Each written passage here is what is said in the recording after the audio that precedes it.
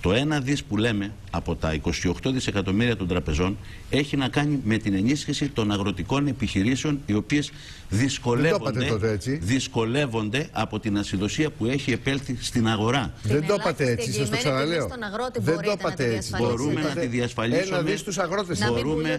Μπορούμε να τη διασφαλίσουμε μέσα από σκληρούς ελέγχους και το ρυθμιστικό ρόλο του κράτους στην αγορά. Διότι εδώ είχαμε μια ασίδωτη αγορά. Διαβάζω εδώ συμφωνία εμπιστοσύνης του ΠΑΣΟΚ 17 Πρώτου 2009, όπου το ΠΑΣΟΚ δεσμεύεται 1 δις από τα 28 δις των τραπεζών θα πάνε στον αγροτικό τομέα για την κάλυψη των βραχυπρόθεσμων και μεσοπρόθεσμων αγροτικών δανείων της περίοδου 9-10.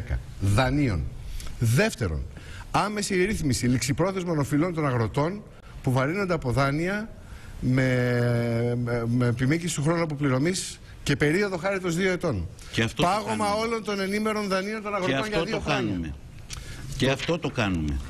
Δεν το έχετε κάνει, θα το κάνετε. Το κάνουμε στο νομοσχέδιο το οποίο πέρασε. Το δις όμως, σας το ξαναλέω, δεν είναι αυτό που είπατε. Πέρασαν όλα αυτά τα νομοσχέδια από το Υπουργικό Συμβούλιο και έχουν πάρει σειρά για να ψηφιστούν. Το δισεκατομμύριο πάντως εδώ η δέσμευσή σας ήταν για να διοχετευτεί για την κάλυψη βραχυπρόθεσμων και μεσοπρόθεσμων αγροτικών δανείων. Να το, εδώ είναι, γραμμένο, μπροστά. Στα τρίκαλα περιοδία του κ. Παπανδρέου. Και βεβαίως δημιουργούμε και το αγροτικό τέμπε για να μπορούν οι αγρότες να είναι ισότιμοι και να χρηματοδοτούνται όπως και όλες οι άλλες επιχειρήσεις.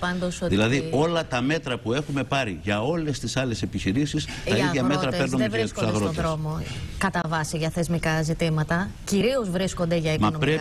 Πρέπει... Και το θέμα είναι εάν επιμείνουν, εσείς τι θα κάνετε. Εμείς λεφτά δεν έχουμε. Είμαστε υποχρεωμένοι να προχωρήσουμε με τα εργαλεία τα οποία έχουμε διαθέσιμα και με τις δεσμεύσεις μας. Και το σύνολο των δεσμεύσεων σχεδόν το έχουμε υλοποιήσει ή το υλοποιούμε. Το υλοποιούμε. Τώρα, το θέμα των αποζημιώσεων... Υπάρχει κόκκινη γραμμή. Να επιμείνω στο ερώτημα της Αλεξάνδρας. Υπάρχει κόκκινη γραμμή. Δηλαδή, ουσιαστικά τελεσίγραφο ήταν αυτό που έστειλε χθες ο Πρωθυπουργός από τη Βουλή. Είπε αυτά είναι τα δεδομένα, δεν συζητάμε τίποτα άλλο. Κόκκινη γραμμή υπάρχει αν μετά από 10 μέρες είναι κλειστοί οι δρόμοι. Ακούστε με. Για παράδειγμα, τι θα κάνετε? Εμείς δεν θέλουμε τους αγρότες επέτες, δεν τους θέλουμε πελάτες, δεν τους θέλουμε υπόδουλους. Εμείς φέρνουμε νέο νόμο. Διευρύνουμε τα ζημιογόνα αίτια, έτσι ώστε να γνωρίζει κάθε χρόνο ο αγρότης τι δικαιούται. Ούτε να παρακαλάει, ούτε να υποκύπτει, ούτε να είναι εχμάλωτος σε κανένα πολιτικό γραφείο. Στην πρόσκληση που έχετε απευθύνει με την κυρία Παντζελή, ποιους θα δείτε αύριο, ποιους θα συναντήσετε αύριο και με τι ατζέντα? Έχει σταλεί με την ατζέντα την οποία θα βάλουν οι ίδιοι αγρότες να συζητήσουμε και από κοινού να προχωρήσουμε στη λύση των προβλημάτων.